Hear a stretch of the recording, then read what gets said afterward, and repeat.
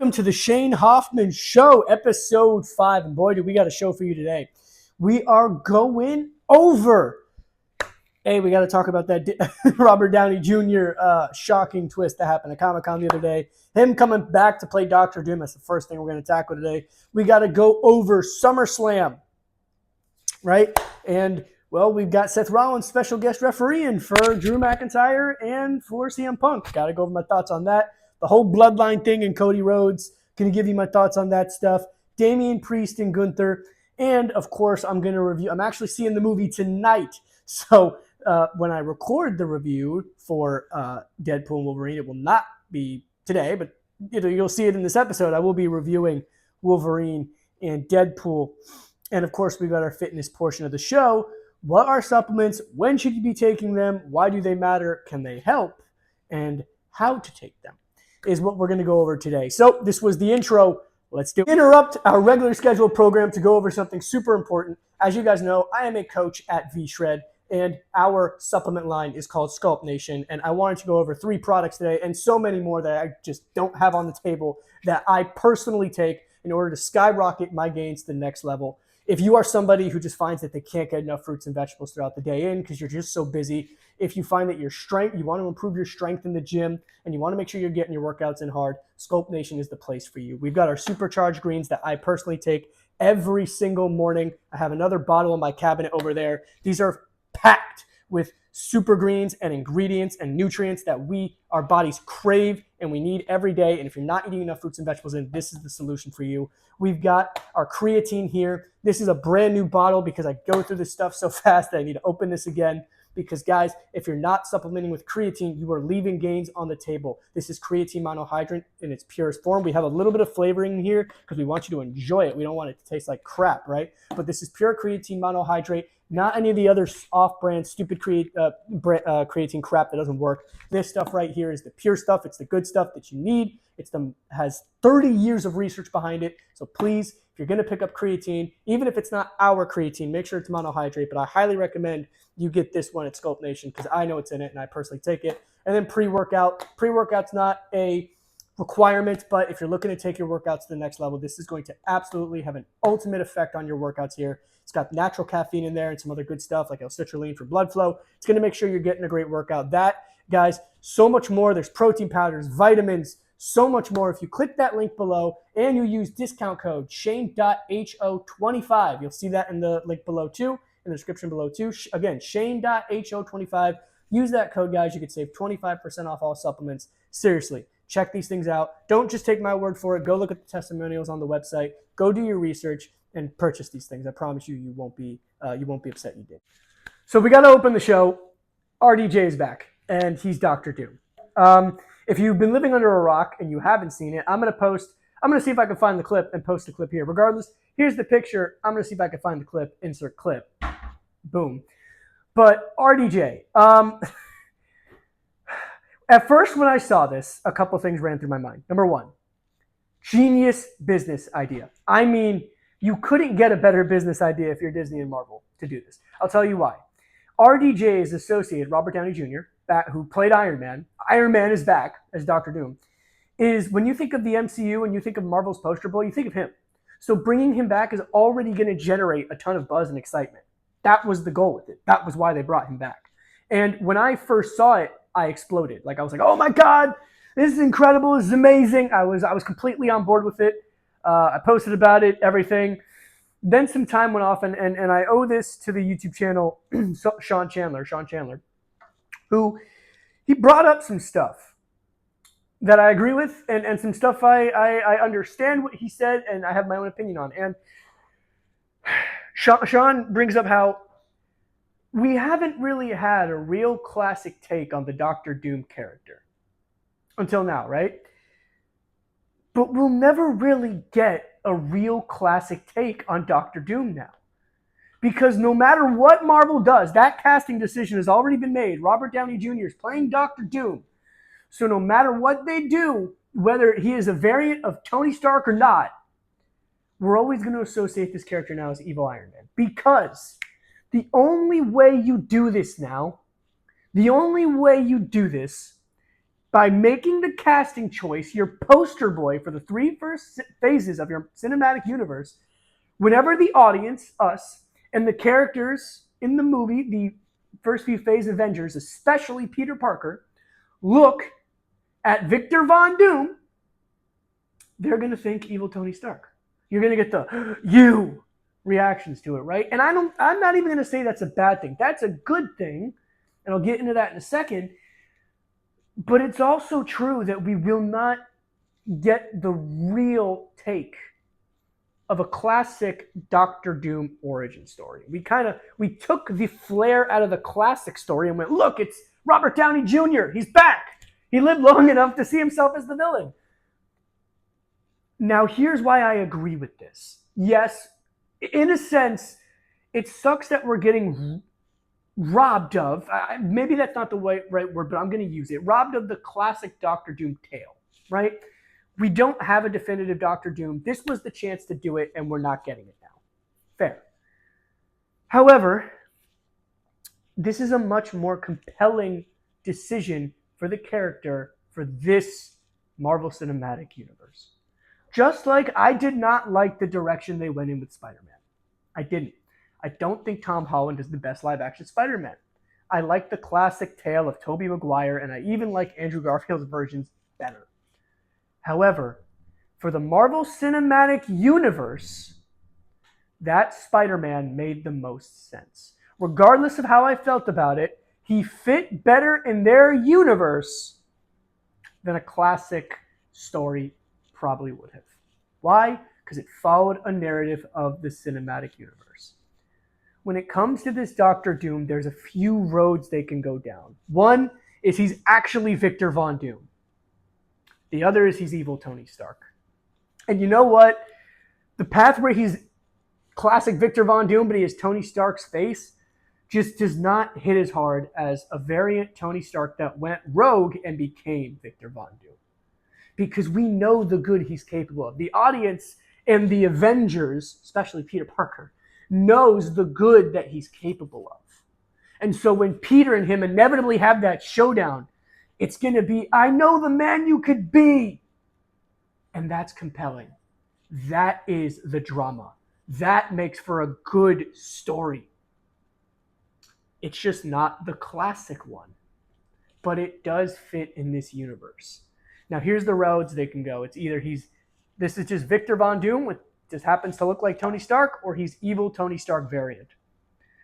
And even if they go down the classic Victor Von Doom road, you can't take away from the fact that the audience and the character are just going to paint him as evil Tony Stark because you've already made the casting choice. Because you've already executed and done the casting choice, this is the consequences, positive or negative, within that. I am of the boat, after listening to different opinions on it, this is a net positive. Not just a business standpoint from getting faces and getting chatter about this again and getting people excited for the MCU again. But I was not a fan of the Kang stuff to begin with. I didn't really enjoy Loki all that much. I didn't like Ant-Man Quantumania. I didn't think Kang was all that menacing. Obviously, the actor is not a really good dude because he's going through some charges for doing some bad things. I wasn't a fan of Kang to begin with. So Doctor Doom, even without the casting of Robert Downey Jr., was already more appealing to me. And because he's a little more recognizable in pop culture, Doctor Doom is a little more, I guess you could say, recognizable to people. So that already was exciting to me. And then you add the twist of it's Robert Downey Jr., Tony Stark. I don't know what road they're going down. There's so many things they can do. Maybe he's just Doctor Doom has his robot army. Maybe he's just a robot. Maybe he's Tony Stark that went rogue and he's not Victor Von Doom, but he's a henchman for the real Victor Von Doom. We don't know. But out of all the scenarios I can think of, the one that makes the most sense for this universe is he's a variant of the guy that saved the entire universe and died so that everyone else can move forward in these next few phases. And now he has become the villain. That's compelling. That makes the most sense to me. And unfortunately, yes, it comes at the sacrifice of another actor playing classic Doctor Doom. You can still give this version, Robert Downey Jr., the classic Victor Von Doom story. But because of the casting choice, because of the fact that it is the face of Robert Downey Jr., no matter who goes to the movie, the audience and the actors on screen, the characters, will see this as evil Tony Stark. Is it a good or a bad thing? Currently, I think it's a good thing, but we will find out when the movie comes out. I know Avengers Doomsday is scheduled to come out 2026, which obviously Doctor Doom will be in.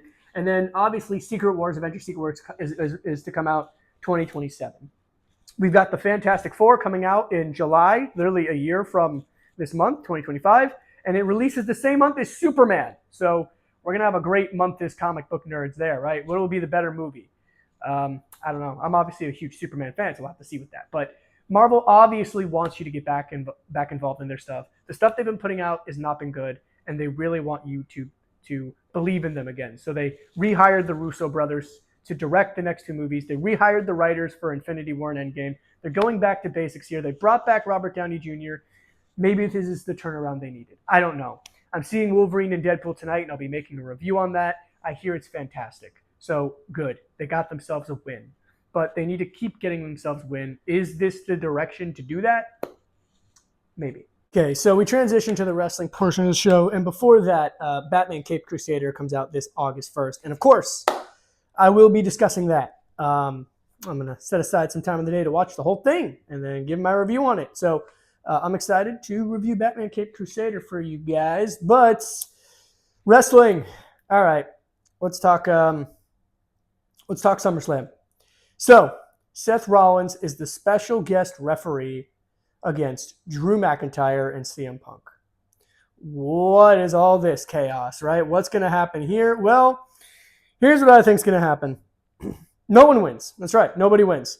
Seth is going to get involved somehow, some way, I think he's going to cost Punk the match. I think it makes a little more sense for him to cost Punk the match, and then it's going to create this bad blood that infuses in a triple threat. Now, from there, here's my issue with the triple threat thing. Drew McIntyre and CM Punk, or CM Punk and Seth Rollins, did not need the championship to elevate it. In my opinion, if it is going to be a triple threat, it kind of needs the title. I don't see how just injecting Seth Rollins now makes this a bad blood feud. Because it's like, you just get your hands on two people now and your goal is just to destroy. To me now, if it's going to be a triple threat, it needs the belt. Because it just feels weird to be like, these three people hate each other so much that they just want to beat the crap out of each other. But how does that work? Unless you make the match like an elimination match. Sure. But like, at some point, it's going to be a 1v1 to get the pin, right? So like having a triple threat match based on like hate, to me, I just don't see how that works. I like the idea of Seth Rollins as the special guest referee. I think it elevates the feud, but I think it elevates the feud if Seth Rollins is world heavyweight champion. Meaning I think they should have just had Seth win the belt at that case. And then maybe if you want to evolve this feud, one of the two screws him over at SummerSlam against Gunther. And that's the way I would have done it. And that's how you can make Seth lose the belt. Or maybe you haven't beat Gunther and Gunther doesn't win that belt yet, but it's the time to put it on Gunther. So it's a weird spot. But I think in another universe where Gunther isn't ready for that spot yet, or Gunther isn't here, you put the belt on Seth for this feud because that's what makes sense now. Drew McIntyre's wanted the World Heavyweight Championship. Seth Rollins was the World Heavyweight Champion for a long time. Punk has always wanted to be in the main event of WrestleMania, but I think everybody's goal is to be a champion, right? So I don't know. I don't know how. I think it's a short-term good idea. Long-term, what the hell are we doing? It made sense when it was Drew McIntyre Punk now, you know? But now, long-term, what the hell are we doing? This doesn't make any sense anymore. Confusing. Super confusing. But I like the idea. I think short term it makes sense. I think SummerSlam's going to be a lot of fun with it. I think finally Drew McIntyre and CM Punk get their hands on each other. But like, where's this going? We'll have to see. So we'll just have to see what that. But that's my opinion. I think it's a great idea for the short term. I like the SummerSlam match approach. I think Seth is going to be hilarious, and I can't wait to see how it plays out. And I'm curious to see where they're going to go because I am confused. So we'll have to see how that plays out. But that's my thoughts on the Seth Rollins Drew McIntyre stuff. For Damian Priest versus Gunther, my thoughts are very minimal on it. Damian's done a great job. It sucks that they're going to take the belt off him. He was just finally getting into his groove, but I think that the Judgment Day is going to screw him over. Finn Balor is going to screw him over, and that's going to be the end of his reign, and he's going to feud with the Judgment Day along with Rhea Ripley. I think it's time to put the belt on Gunther, and I think that's how quickly that's going to be. That's really my thoughts on it. Is he was just getting into his own, but I think he's going to feud with the Judgment Day, and the Judgment Day is going to cost him the world title, and Gunther is going to start that reign. Now, Mommy's back, Rhea Ripley's back, and here are my thoughts on it. Awesome. Liv Morgan is amazing. Rhea Ripley's been doing her role amazing. Dominic Mysterio has been amazing. This whole feud has just been amazing. We had that thing on Raw where Dominic broke Liv's heart. He's like, I hate you. You suck. And we know we're out of the PG era because Liv turns around. She's like, Dom likes girls that looks like me. And she shows off half her ass sticking out of her jeans. No more PG era. Great stuff. Really good stuff. Here's what I think is going to happen. SummerSlam, Liv Morgan versus Rhea Ripley for the Women's Championship. Dominic turns on Rhea. And then we get the Judgment Day feud with Liv Morgan versus Rhea Ripley and Damian Priest. That's my predictions there. I just don't see anything else you do. I don't. I don't think that I think that this is the direction the Judgment Day needs to go, is a split up, is a breakup. And this is the direction I want to see them going. So, that's my thoughts on everything with that stuff.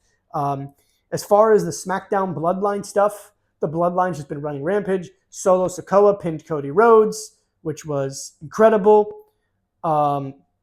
Establishing him as like this greater, threat now. The Bloodline's just been killing all of Cody's allies. They killed Randy Orton. They killed Kevin Owens. Cody's all alone. What is he going to do? Maybe that leads to the Randy Orton heel turn at which he challenges Cody Rhodes down the line, probably closer to the Royal Rumble. Great stuff there. I don't even think they're going to have a match. I think at SummerSlam, before the bell rings, you hear Roman Reigns' music, and Roman comes down, and we get that stare down. I think that's what happens at SummerSlam. I don't see anything else you do. Because what are you going to do? Cody's not losing that belt right now. He's just not. That would be dumb.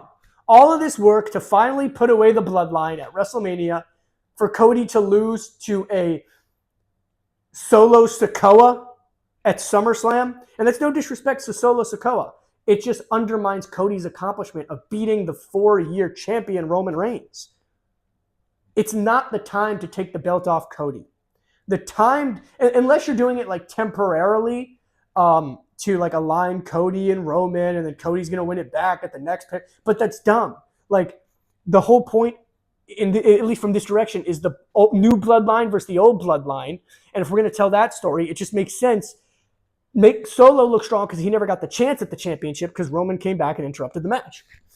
I don't think you win, or maybe you make someone interrupt the match and then Roman comes out after, whatever, but you don't have a benefit from a clear winner and loser here. You don't. I think Cody needs to hold the title longer, and I think that Solo, that feud is more going to, obviously, the Jimmy and Jay reunion and Roman Reigns coming back, maybe even getting Sami Zayn involved, who probably will lose his Intercontinental Championship at SummerSlam. And that's the direction I think we take those people in. That is a compelling direction. But some people are saying Cody's going to lose, and I don't see it. I don't see it. I don't see it. You want to make this new bloodline look menacing? Make him beat Roman Reigns in the old bloodline. That'll get people talking. And then you can maybe go and put a championship on him. Maybe they get the tag titles, and then Solo wins the Intercontinental Championship. That would actually be great. If Sami Zayn keeps it at SummerSlam, he feuds with the bloodline, and then Solo takes the IC title from Sami, and the Jacob Fatu and the Tamatonga and the others win the tag team belts. Perfect. Make them win both tag team belts again. I don't care. You have multiple people that can do multiple things. I'm fine with that. Make some people go to Raw, win the Raw belts. Sure. I know we just separated the unification of the tag belts, but you don't have to unify them again. Just make it that part of the bloodline on Raw won and part of the bloodline on SmackDown won. There you go. But that's the direction I see we go. And then you take Cody Rhodes in finally the epic feud of Orton turning heel. I think that's the time after SummerSlam. I think it's time now. Cody needs like a proper feud.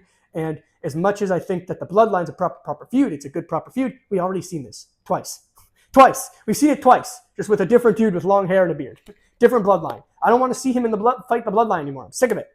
Sick of Cody in the bloodline. We've done it twice, 2 WrestleManias now. And it was perfect the second time. Perfect. Obviously, we're bringing The Rock back, so he'll have to get involved with the bloodline again at some point. But if you keep hammering the bloodline button, at some point it's going to fade. So yes, this was cool. Yes, this is probably a good setup to get Roman back in the mix. But let's pull the plug on it now and get Cody in a different feud and get the bloodlines feuding. That's what I think we should be doing with the WWE stuff now. All right, we move on to the fitness portion of the show today and supplementation, right? Now, no, I'm going to say this right off the bat, no. You do not need supplements to get the results you want. Supplements are not a requirement, and I'm going to say this, and listen closely. If your sleep, your nutrition, your regular training program is not dialed in, don't even use my link down below for supplements. They won't do you any good. However, if you're someone that has got their nutrition dialed in, you eat a mostly whole food diet, you limit processed foods, or you cut them out completely, you get 7-8 hours of sleep a night, you drink enough water, and you've been consistently training, supplements, I would argue, not only are they good for you to have, but absolutely, if you want better results, then you need to start using some supplements. Why? Because simply, if we take the most researched supplement, 30 years, backed by 30 years of study, creatine monohydrate, not the other forms of creatine that are more expensive and don't do anything because they're not research heavy, but monohydrate, consuming 3 to 5 grams alone per day, depending on your body weight. I shoot for 5, right? And I'm on the lighter side, so I'd say 5 grams a day will help you build strength. It's going to replace ATP at a much faster, rapid, and bigger rate.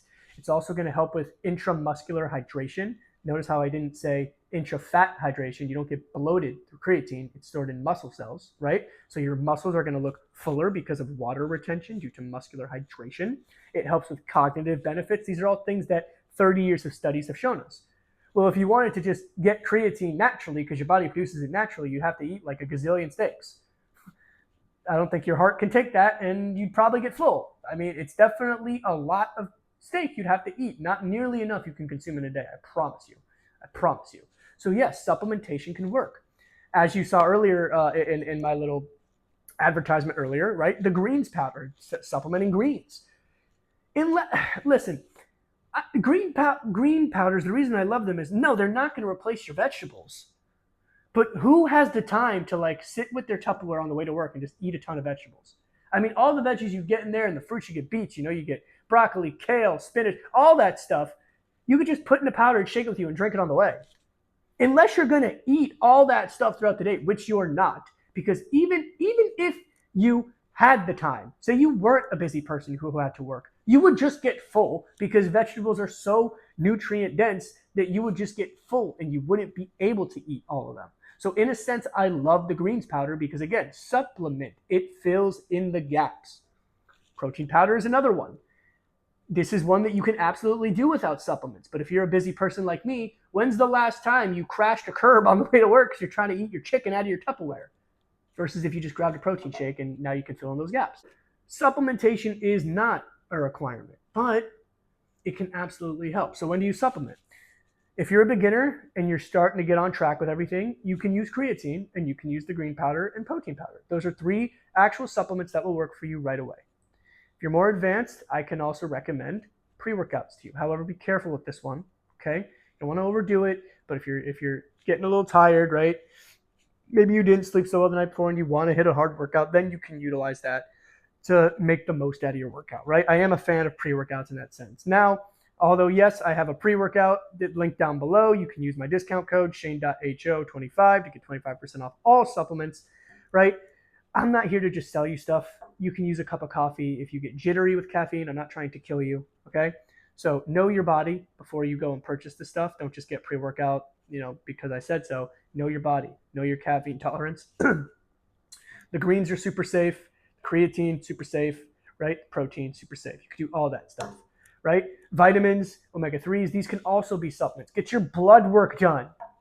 What are your blood work numbers? Know these numbers and get them so that you know what you need to fill in the gaps with. That's really all, guys. It's that simple. Just understand your body. Go get your numbers. Go get your blood work done.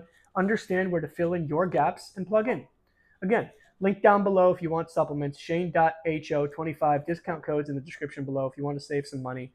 I'd really appreciate you save yourself some money. Go do that. Thank you, guys. The power of video editing. I now have a new shirt on and a fresh haircut and a cold. So video editing is magic. But we move on to the final portion of our show, and that is Wolverine, Deadpool and Wolverine. I saw the movie what's today? Wednesday? Today's Wednesday. I saw it Monday night with my friends and my girlfriend. And we all walk out of the theater. I guess I should start with us walking in the theater. We all walk in the theater, 10 of us, ready to see this movie. And we're all pretty excited. Me and my roommate have to take a piss, so we go take a piss. We meet everybody inside. We sit down. We get through the commercials. I sit down with my girlfriend. I hold her hand. Previews go through. Movie starts. And right away when the movie starts, they hit you with this joke. By the way, this is a spoiler review. I'm just going to, spoilers. So if you've not seen the movie yet, I'm going to spoil everything, starting right now. Got it? Got it. Spoilers ahead. Immediately, they throw up a joke in there about how if you think that this movie is going to be done without desecrating the memory of Logan, it won't. That was like almost line for line. Like Ryan Reynolds is like, so how are we going to do this thing without decimating or desecrating Logan's memory? It's simple. We won't. And it shows him, I shit you not, I kid you not, picking apart the body of Logan from when he died in Logan, Wolverine's metal bones, snapping them off his body and using them while dancing to Bye Bye Bye to kill TVA members. That is how this movie opened, and that is the direction of which I'm going to give you my thoughts and opinion on it. As a spectacle, as a Marvel comedy, as a Deadpool movie, this is perfect. This works. If you are going to this thing looking for violence, comedy, a bunch of sex innuendos and sex references and sex jokes and blood and murder and Deadpool talking off and Wolverine and Deadpool butting heads and some fun multiverse cameos, you're going to love it. If you're going into this movie expecting the second Spider-Man No Way Home of emotional impact and of setting the Marvel Cinematic Universe up for its next thing, you're not going to love it. Now, there is some emotional bits in this movie and they hit, especially with the direction they go in with Wolverine. And I'm going to talk about that because I'm actually a humongous fan of Wolverine in this movie. I think this was an incredible way to take the character. But I want to stick on Deadpool for a minute because they officially brought him into the MCU now. And this was the first MCU Deadpool movie, and that scared a lot of people because it could have been so easy to miss this. It could have been so easy for Disney and Marvel to screw this up, and they didn't. Not only was there a bunch of hilarious references to the rights between Disney, Marvel, and Fox and all that stuff, literally right out at the beginning of the movie, Deadpool is obviously notorious for breaking the fourth wall. He breaks the fourth wall and literally goes like, yeah, you know, Disney and Fox had their little thing, and here we are. Not only are there more winks and nods to the audience from Deadpool himself, but Marvel and Disney kept what makes Deadpool work about Deadpool. And they didn't let it go. They kept the R rating. They kept the no filter, Merc with the mouth, nothing is off limits personality or way that Ryan Reynolds portrays Deadpool. They kept that. They kept all the fourth wall breaking. They kept, and I would argue amplify that from the first two movies into this one. And it only benefits the movie because it shows that Marvel and Disney had balls, that they were willing to take a chance. I wouldn't even argue it's taking a chance. I guess it's taking a chance for the Disney brand, right, which is a more kid-friendly brand. But they're willing to give the audience what they want, in a sense. And it ended up paying off. You get this comedy, buddy cop in a sense, with Wolverine, Deadpool, rated R violence train. That was a spectacle. That's what this movie was. It was a spectacle. No, it's not good cinema. It's not like The Winter Soldier. It's not a compelling story. The story's very forgettable, but it's a spectacle.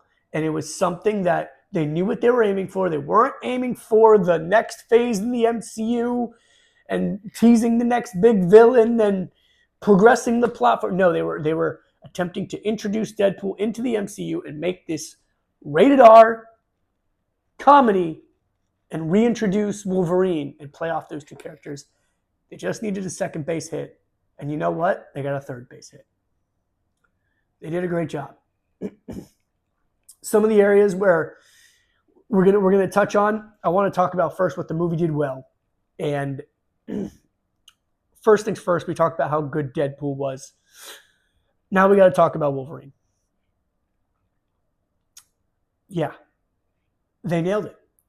They found a way, even with that joke at the beginning of the movie about we're going to desecrate Logan's memory, they found a way to not do that.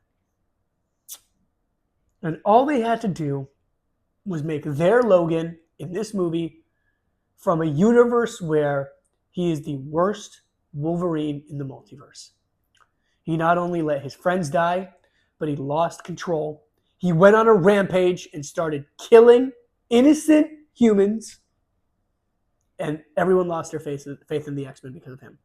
They took the Wolverine character of someone who's the X-Men and they flipped it on its head and gave this guy the arc of he's even more broken than Wolverine usually is.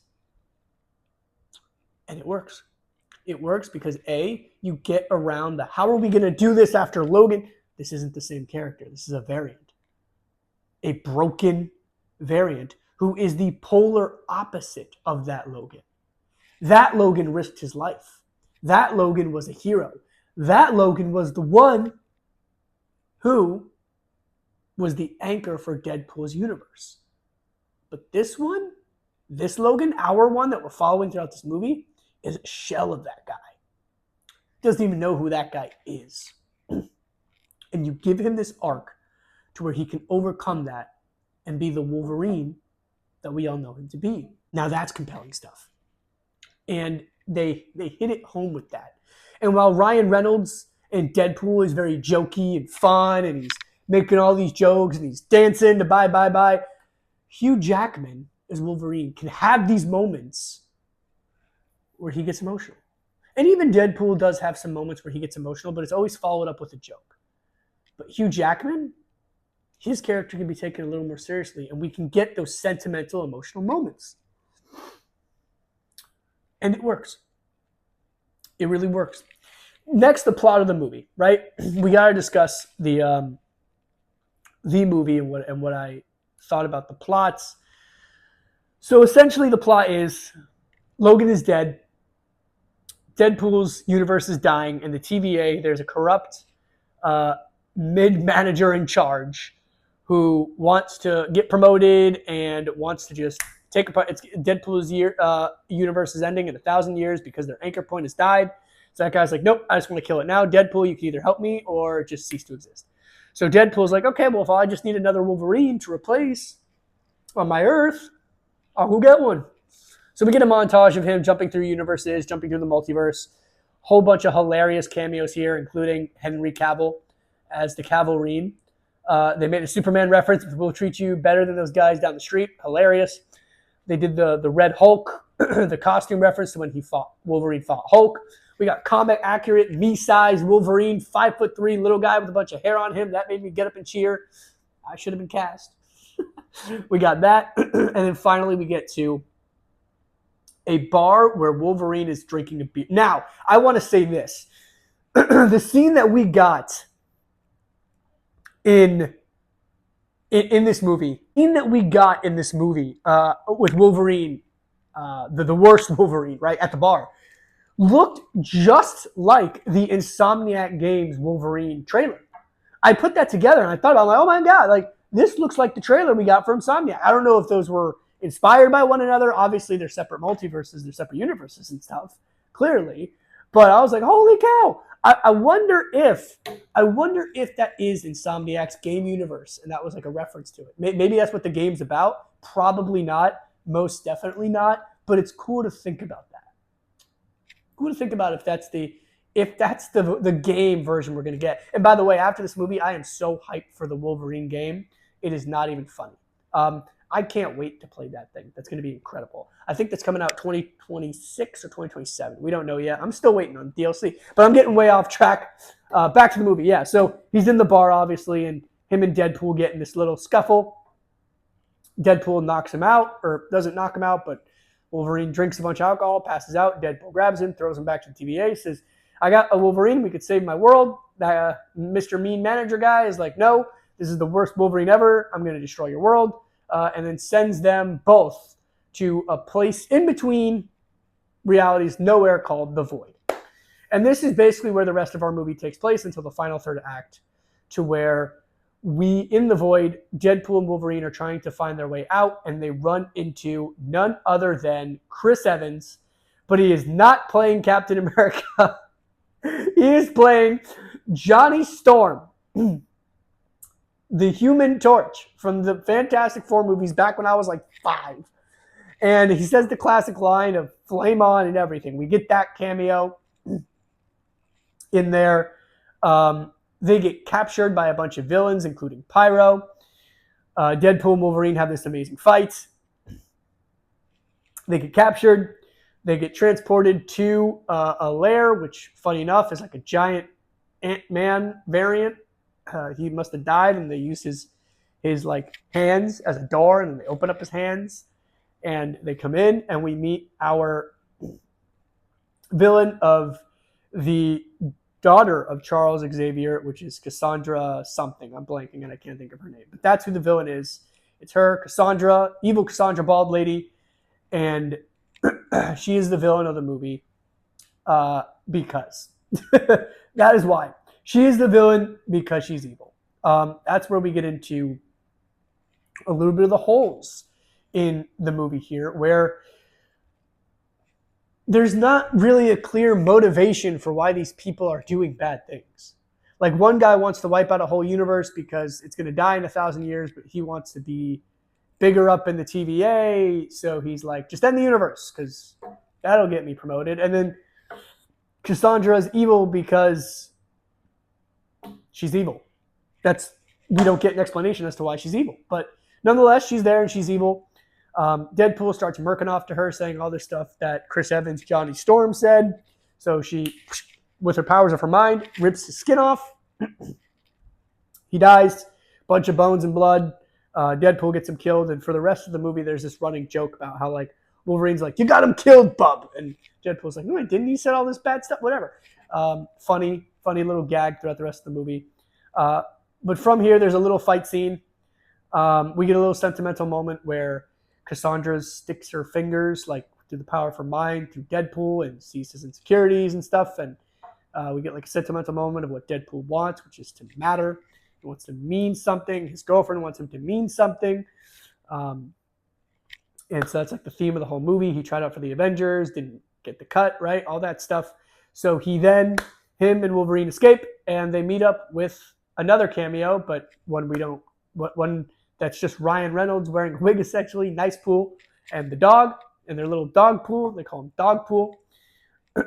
From there, Right after some banter with that, they end up going on a little road trip where we get another argument scene from Deadpool and Wolverine because Wolverine is accompanying Deadpool along this journey because he believes that the TVA can fix everything and make him undo the mistakes he's done.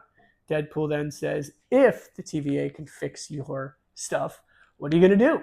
And then Wolverine gets mad. He says, what do you mean if?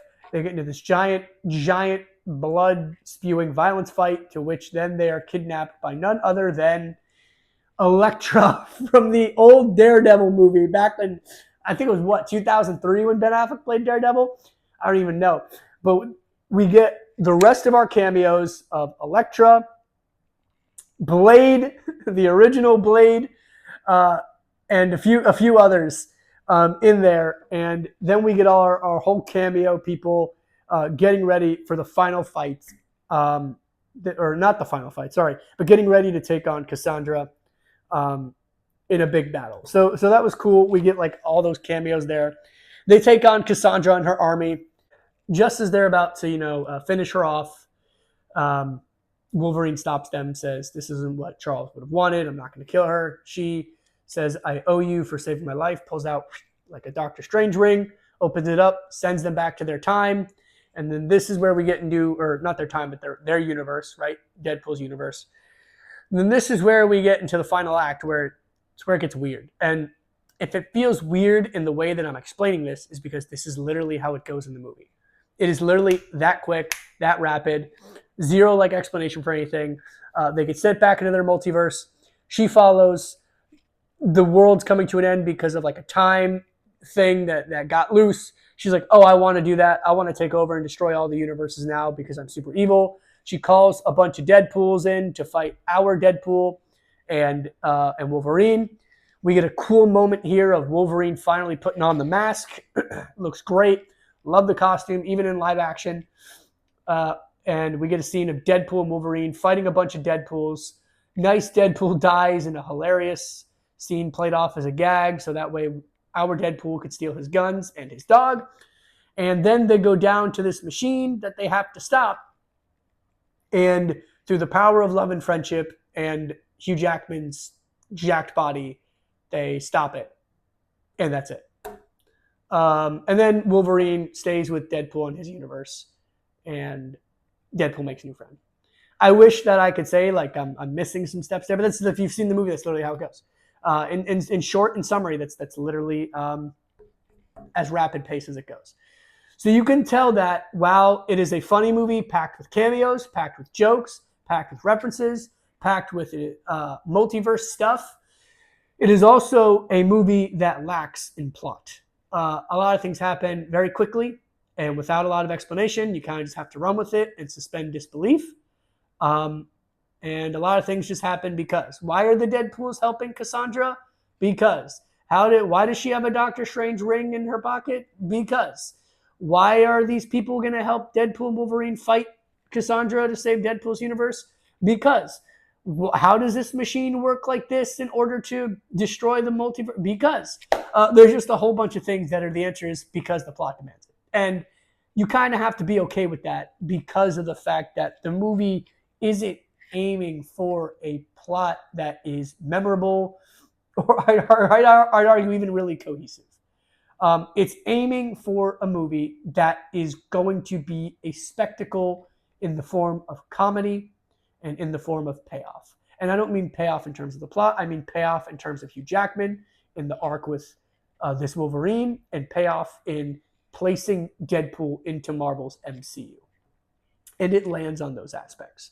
It doesn't necessarily land on the aspect of the plot, unfortunately. But it's not like it's a horrible plot to where it just doesn't work at all. It's just there's a lot of holes and a lot of things that go unexplained. But as you're watching the video, because you get kind of lost in the comedy, you can kind of let some of that stuff go, and you'll have a great time with it.